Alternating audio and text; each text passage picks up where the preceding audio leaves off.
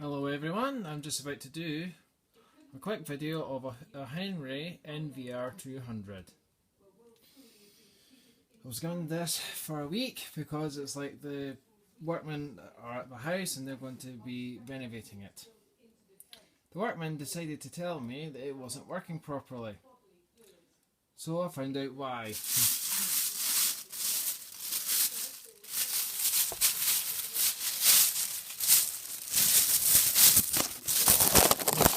Find a typical joiner, electrician,